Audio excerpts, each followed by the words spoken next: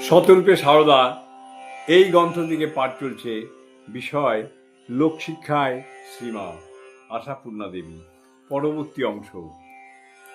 এই যুগের বহুবিধ সমস্যার মধ্যে এইটি বোধহয় সব থেকে বড় সমস্যা, এই ভালোবাসাহীনতা, ভালোবাসার অভাব।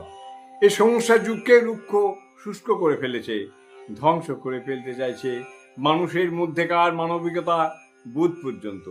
মনে হয় এখনই বিশেষ প্রয়োজনের ক্ষণ এসেছে, অগাধ ভালোবাসার সঞ্চয়ে ভরা সীমার জীবন ও বাণীর অনুধ্যানের। এমন সহজ সাধনা আর কোথায় মিলবে? কোথায় মিলবে এমন আটপৌরে ঈশ্বরী?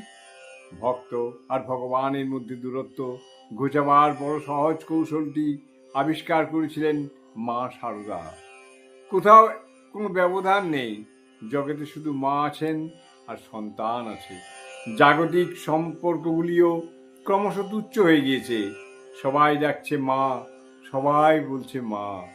মায়ের কাছে জাতিভেদের বিন্যাস আলাদা, তার কাছে ভক্ত একটি বিশেষ জাত, আর সেটি খুব উঁচু জাত।